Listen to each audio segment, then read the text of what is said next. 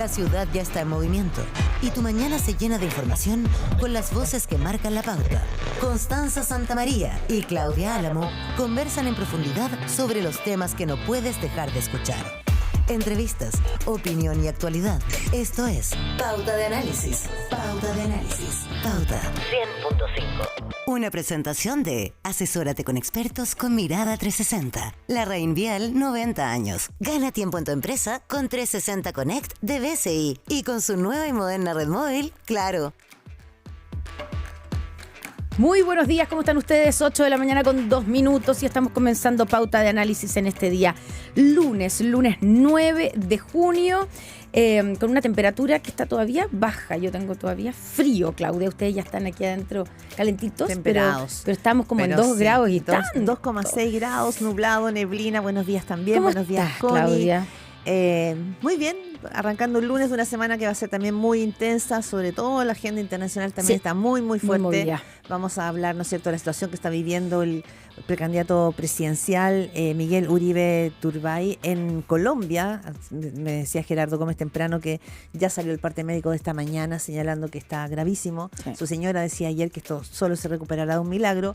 Pero también a nivel nacional tenemos muchas novedades para analizar en esta pauta de análisis. Bueno, y vamos a estar hablando también de nuestro país, todo lo que está ocurriendo, las candidaturas presidenciales, las primarias que se acercan, llega esta semana. Esta semana empieza el miércoles, las encuestas que digamos traen sorpresas, tanto Criteria como CADEM, sobre todo CADEM trae como la primera vez la primera imagen que vemos de José Antonio Kast por sobre Evelyn Matei, aunque es en el margen de error y la verdad es que es un punto de diferencia, pero la imagen de ver la lámina de José Antonio Kast adelante de Evelyn Matei y por otro lado Janet Jara también adelante de Carolina Toá es un golpe por lo menos de efecto.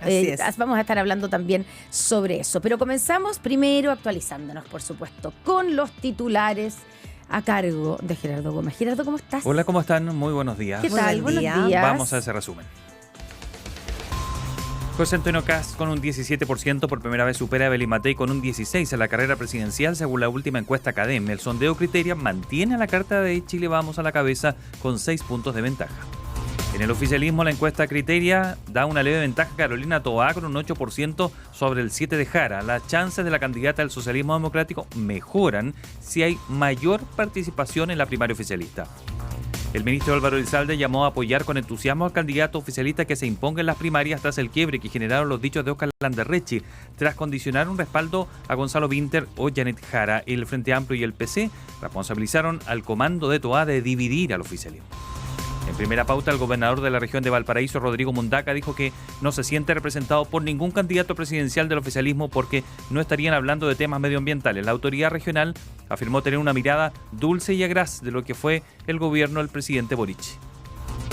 Senapred declaró alerta temprana preventiva por la llegada de un sistema frontal en los próximos días a las regiones de Coquimbo y Atacama. La lluvia y el viento llegan a Santiago el próximo jueves.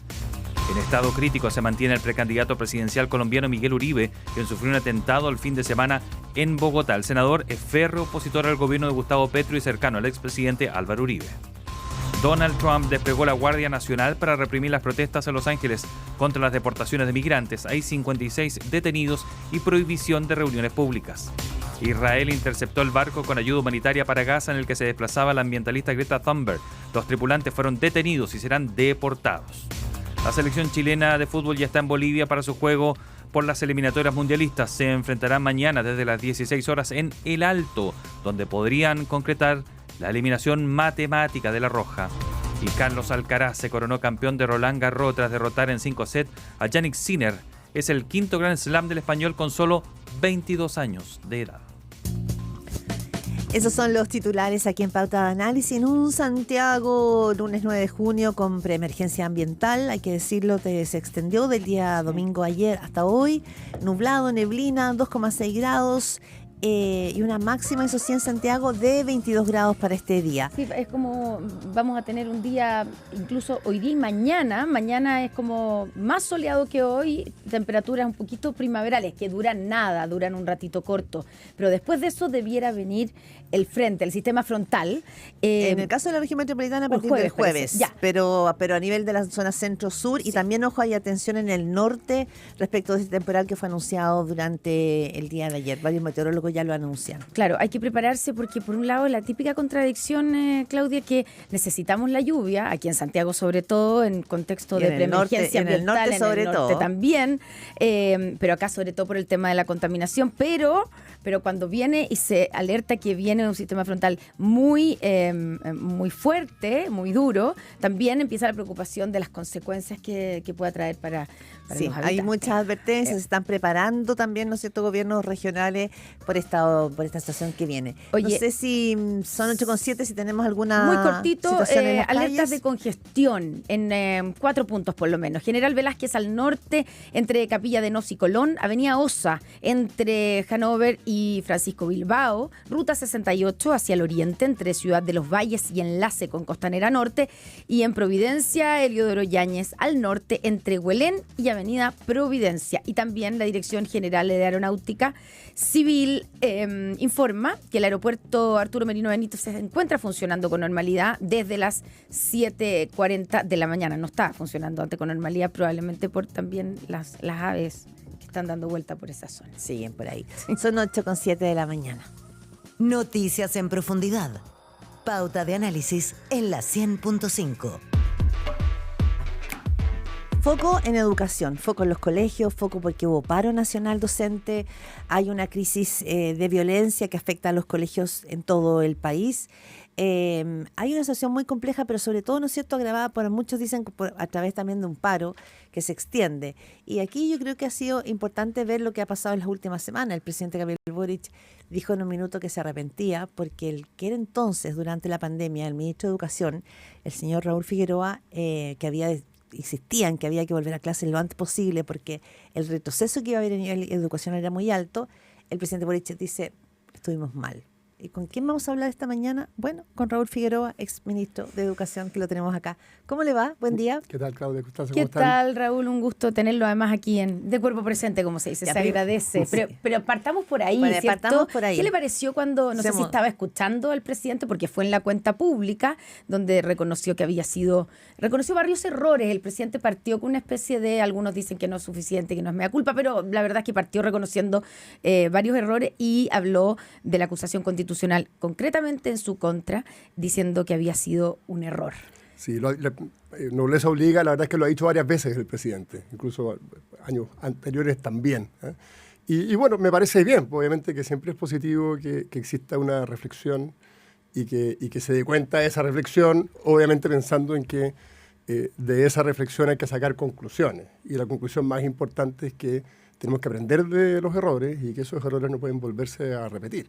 Y aquí no lo llevo específicamente al tema de la acusación, sino que lo llevo más bien a cómo durante un periodo tan relevante, que fue el periodo de la pandemia, y antes también, durante la violencia de octubre, la educación se marginó del debate público, y lo relevante que es la educación fue quedando también atrás. Las señales que dio el mundo político respecto de lo importante que es la educación, de lo importante que es la asistencia a clases, de lo importante que es la continuidad del proceso educativo, fue una cuestión que quedó totalmente al margen, y de alguna manera esa acusación constitucional y muchas otras cosas que pasaron durante ese tiempo fueron un muy buen ejemplo de cómo primó el interés pequeño, ¿cierto?, por sobre lo importante que es. Igual hay una paradoja en eso, lo que usted plantea, porque la generación que llegó al poder, no todo el gobierno, pero la generación donde está el presidente, venía desde las aulas universitarias, es cierto, pero movilizó también es decir, si existía un movimiento político que había nacido desde la calle y que nacía desde el mundo estudiantil, era en sus comienzos el Frente Amplio. Sí, yo creo que es una paradoja, pero aparente. ¿Por qué? Porque en realidad lo que había detrás de esas consignas que usaban la educación como elemento movilizador era era un tema político, era un debate que no era un debate específicamente sobre, se usaba la educación, se hablaba de la educación de calidad, una serie de reformas que tenían eso como eslogan, pero rápidamente fue quedando en evidencia que lo que había detrás, más que cambiar la calidad en la sala de clases, que habría sido una cuestión necesaria, ¿cierto?, importante y que hubiese generado consenso, era más bien cambiar la forma en que entendemos se organiza la sociedad. Era una reforma muy política, muy ideológica. Y yo no estoy diciendo con esto que no haya que tener debates ideológicos, pero sí lo que no es bueno es que se confunda. Tú no puedes decir, vamos a tener un debate ideológico y para camuflarlo vamos a hablar de que es importante mejorar la calidad de la sala de clases. En realidad era un debate profundamente ideológico sobre la forma en que se organiza nuestra sociedad, quedó muy en evidencia después en el debate constitucional. Hablamos esta mañana aquí en Pauta Análisis con Raúl Figueroa, ex ministro de Educación y director, no lo presenté así, director del Instituto de Políticas Públicas de la Universidad Andrés Bello, la UNAV. Raúl, y en ese sentido, cuando usted dice el principal error fue, digamos, que se dejó de hablar o que se dejó de hablar realmente de lo que pasaba dentro de la sala de clases y la educación dejó de ser preocupación desde ese punto de vista. ¿Y cómo lo ve hoy día? Hoy día, después de que tuvimos un paro de profesores la semana pasada, y quiero preguntarle, así como el presidente Boric reconoce el error de haberlo acusado usted constitucionalmente por haber querido volver a clase o no seguir con los niños en la casa, se produce la contradicción de que el presidente del Colegio de Profesores no existe ningún reconocimiento por parte del gremio de que ellos también tuvieron mucho que ver en mantener a los niños por más tiempo o por el tiempo que duró en las casas. ¿Cómo ve hoy día esa discusión? El rol también, partiendo por el rol del Colegio de Profesores con Mario Aguilar a la cabeza. Yo creo que lamentablemente el Colegio de Profesores, su directiva, ¿cierto?, ha generado una campaña de desprestigio respecto de su propia gente que es muy grave. ¿Cómo? ¿Cómo es porque los profesores no son lo que el Colegio de Profesores dice que son. El profesorado, los docentes en general, son personas comprometidas, que están en el día a día, que entienden lo fundamental que es darle continuidad al proceso educativo, que entienden los cambios que se pueden hacer en una escuela desde la sala de clase.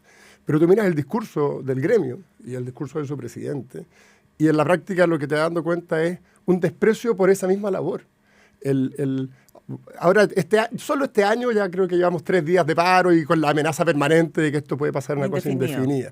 O sea, se partió en marzo con un día, por lo menos. Ha sido gradual. Y ahora, la semana pasada, fueron 48 horas. Claro, y le ponen estos nombres, paro de advertencia, paro de no sé qué. Entonces, lo que ocurre, ¿cierto?, es que se va generando una distancia muy fuerte entre las necesidades del sistema educativo, las necesidades de los alumnos, el compromiso que tiene la gran mayoría de los profesores y el manejo político que hace la directiva del gremio, con absoluta conciencia del daño que esto genera. O sea, no es necesario volver a repetirlo, pero cada día que se interrumpe, ¿cierto?, tenemos problemas desde que los niños no se alimentan, recuerden que los niños toman desayuno, almuerzan en la escuela, hasta problemas directamente vinculados a los aprendizajes, el riesgo de deserción, el estrés que genera la familia, etc. Y esto es una constante.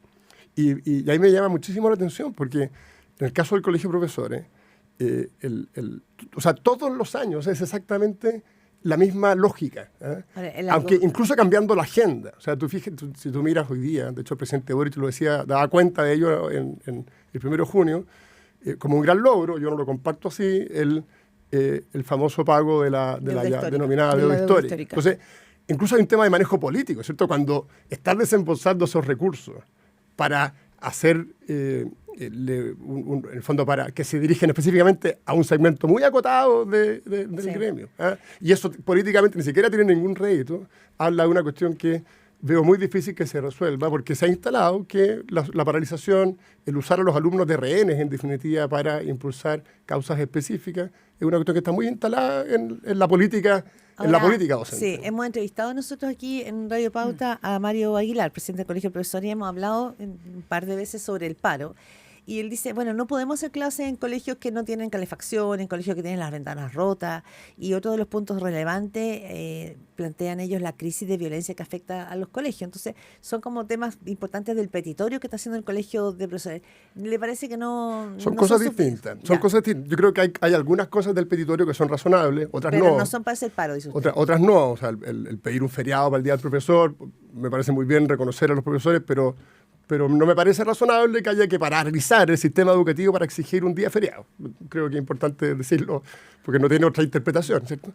Hay otras cuestiones que son importantes. Hay otras que uno puede estar de acuerdo en el problema identificado, pero ellos proponen soluciones muy específicas que no lo van a resolver, como el caso de los servicios locales u otros.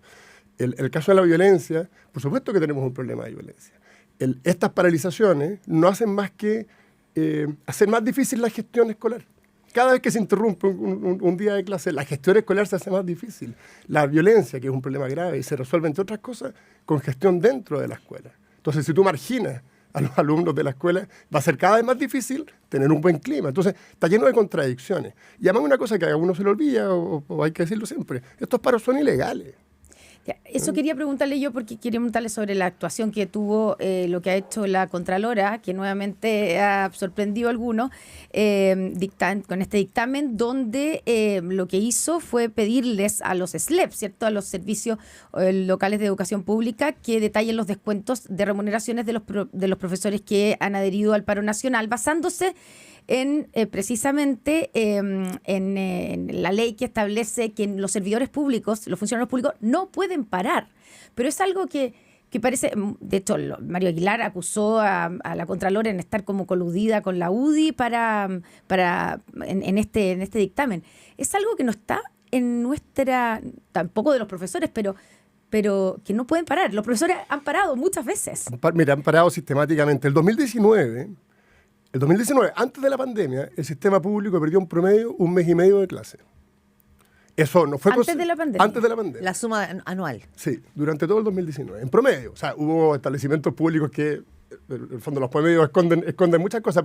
Y solo el sistema público, y eso es muy importante por las razones más bien jurídicas a las que ha referido la Contralora, pero también por una cuestión de fondo, y es que en el sistema público es donde asisten, en general, la mayor cantidad de alumnos más vulnerables que necesitan precisamente más apoyo. ¿Qué es lo que ha dicho la Contralora? Ha dicho, oye, reconozcamos que estas interrupciones están fuera del marco legal y que, por lo tanto, quienes administran esos servicios públicos, en este caso los servicios locales de educación, tienen que demostrar que las remuneraciones se siguen pagando.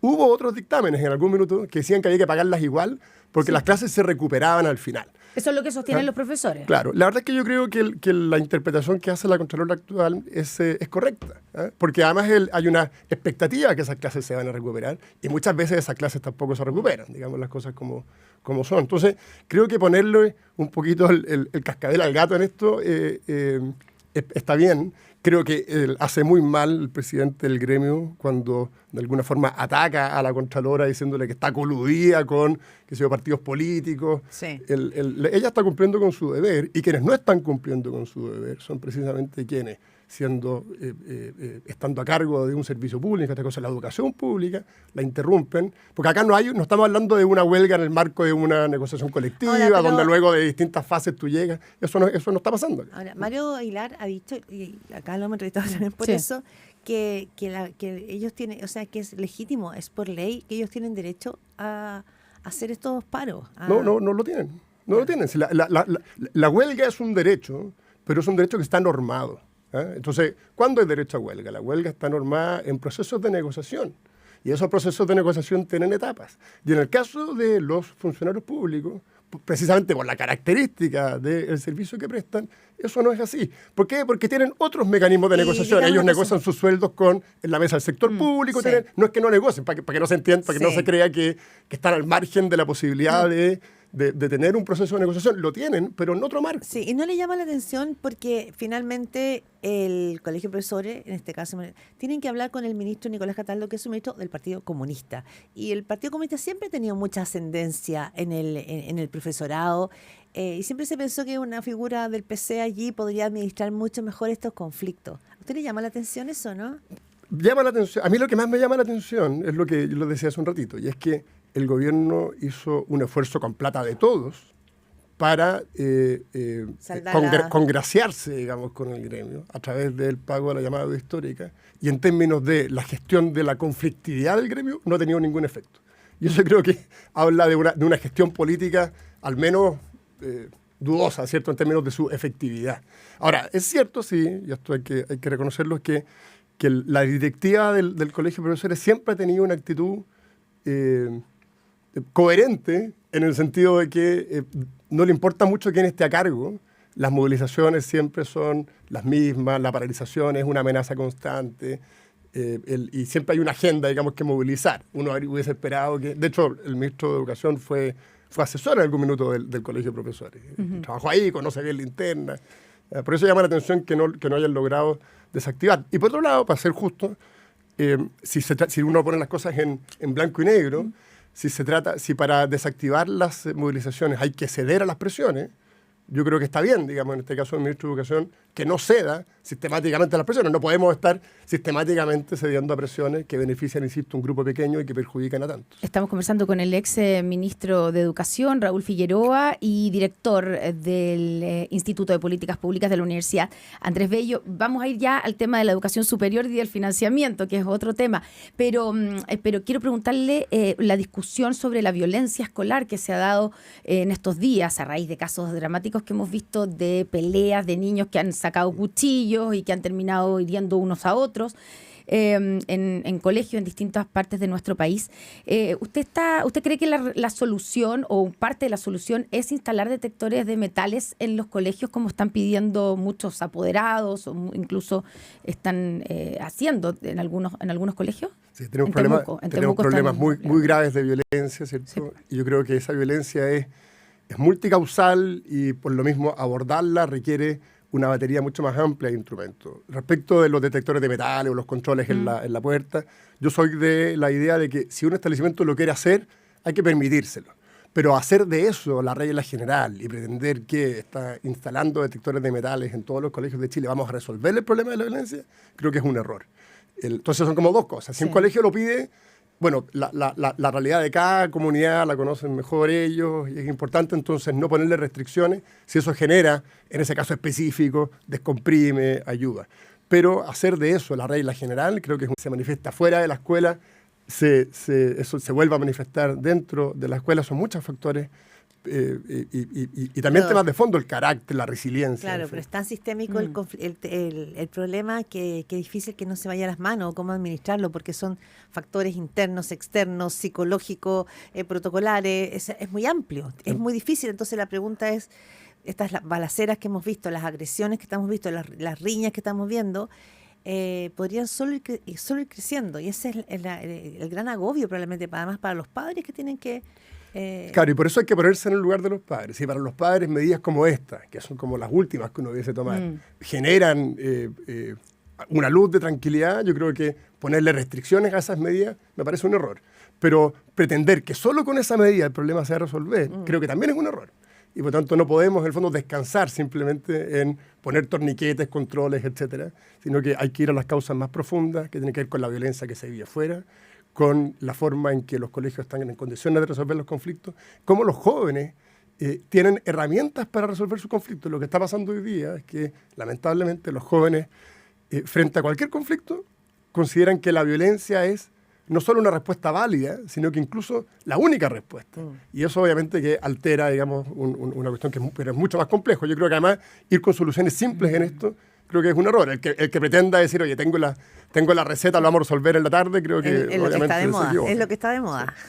Raúl Figueroa. Esa simpleza, ya. Quiero preguntarle sobre la educación superior, porque otro de los temas que salieron en la cuenta pública y que después de eso el presidente como que estableció ciertas prioridades, ¿cierto?, para él en lo que queda de gobierno, y una de esos fue el fin del CAE, y el fin del CAE está directamente relacionado con el proyecto de ley que crea un nuevo instrumento de financiamiento público para la educación superior, que se abrevia como FES, y que pretende reemplazar al famoso CAE, que está avanzando en la Cámara de Diputados. ¿A usted el proyecto que fue aprobado ya en la Comisión de Educación de la Cámara de Diputados y Diputadas le parece una buena solución o cree que tiene problemas, como han dicho, por ejemplo, algunos rectores de las universidades, sobre todo? Sí, no, creo que es un mal proyecto. El CAE tiene ciertas dificultades, esas dificultades se pueden resolver de distintas maneras. Y ahora ya hay que resolverlas, en eso no hay duda. ¿Cierto? Ya, pero no se ha resuelto hasta el día de hoy. Claro. Tampoco cuando ustedes fueron gobierno, digamos. Se hicieron cambios importantes. Recuerda que se bajó la tasa de interés, se estableció un mecanismo de contingencia al ingreso. Pero parece ser que no es suficiente, ¿o sí? Yo creo que es suficiente. Lo que le falta al CAE es que la gente lo pague. Entonces, ¿y qué es lo que pasó? Que con el anuncio de la condonación universal de los créditos del CAE, la morosidad, que ya era alta, pasó del orden de un 45% a un 60%. Entonces, hoy día hay una lógica de que el crédito no se paga. Y parte de lo que promete el gobierno con el FES es que con el nuevo sistema sí se va a cobrar. Entonces, si hay decisión de cobrar, bueno, empecemos a cobrar al tiro. Y eso resolvería parte importante de los problemas de sostenibilidad que tiene el CAE. Ahora, el problema es que este proyecto tiene otros problemas. Genera problemas para los estudiantes una vez que egresan, porque les establece un impuesto que llega a un 8%, no para los súper ricos, sino que para el que tiene más de una renta superior a los 3 millones de pesos. Y que es un 8% que se cobra como el global complementario a todas tus rentas. O sea, tienes, no sé, intereses en un depósito a plazo, 8%. Tienes utilidad en un fondo mutuo, 8%. Tiene problemas para las instituciones porque el FES se diseña sobre la base de la fijación de aranceles para las universidades. Y esa fijación de aranceles es por definición subóptima y genera un déficit muy relevante para todo el sistema de educación superior completo, universidades, institutos profesionales, centros de formación técnica. Porque de alguna manera impide que se le cobre lo que hoy día se le está cobrando a los estudiantes que están fuera de gratuidad. Exacto. Eso es lo que hoy día pasa. Y las universidades dependen de ese arancel que cobran, que digamos que ahora tendrían que bajarlo. Claro, pero lo complejo de esto es que el FES, ¿qué es lo que hace? Hoy día nosotros tenemos un sistema de becas, de créditos y de gratuidad. Entonces, este nuevo impuesto a través del FES, en la práctica, es un torpeo a la clase media, digamos, porque los que están del sexto decil hacia abajo tienen gratuidad. Los que están del séptimo hacia arriba operan con becas y créditos. Este sistema nuevo propone eliminar la beca, propone eliminar el crédito, reemplazarlo por este nuevo sistema que es un sistema de financiamiento a las instituciones y que recupera a través de un impuesto. Entonces, ¿y quiénes son los que tienen que pagar ese impuesto? La clase media. Los que están de centro para abajo tienen gratuidad o tenían becas, digamos, tampoco tenían que pagar ese impuesto. De cara, digamos, a los que les toca pagar finalmente el CAE, a mí me llama la atención lo siguiente, que el mundo político no puede ponerse de acuerdo en esta política pública, porque probablemente este gobierno no podía, yo creo, no hacer algo, porque es una de las banderas con las que llegó flameando. Entonces, pero sí está claro, y usted fue ministro de Educación, de que este es un tema que habría que darle una salida quizá bien acordada por todo el mundo político y que sea sensata en términos de políticas públicas. Sí. No se ha podido. Yo creo que hay salida. Yo creo que una salida razonable que se ha planteado es separar este proyecto y quedarse y tramitar solo aquella parte que dice relación con la condonación a quienes efectivamente por diversas dificultades necesitan una condonación parcial y las mejoras al sistema de crédito, dejando de lado este nuevo mecanismo de financiamiento que además tiene otras complicaciones. Si se aprobara este FES, el sistema completo de educación superior pasaría a depender exclusivamente de la capacidad de aportes del fisco. Estamos viendo lo que ha pasado en Estados Unidos con la intervención que el gobierno de Trump ha hecho respecto a universidades que son universidades privadas, pero que son altamente dependientes hoy día de los recursos públicos. Y por lo tanto, y si te fijas, no tiene un tema de signo político. O sea, no es un gobierno socialista, digamos, el que esté interviniendo las universidades, como para hacerse cargo del fantasma de la intervención. Es un gobierno de un partido republicano. ¿Y por qué? Porque estructuralmente se dan las condiciones para que el que quiera intervenir lo pueda hacer. Con el FES se genera un fuerte atentado a la autonomía. Bien. Y eso es muy complejo. Ese es otro temazo. Sí. 8:30 de la mañana, el tiempo voló. Muchísimas gracias, Raúl Figueroa, exministro de Educación, director del Instituto de Políticas Públicas de la Universidad Andrés Bello. Muchas gracias, qué gusto tenerlo acá. Muchas gracias a ustedes. Gracias por estar aquí.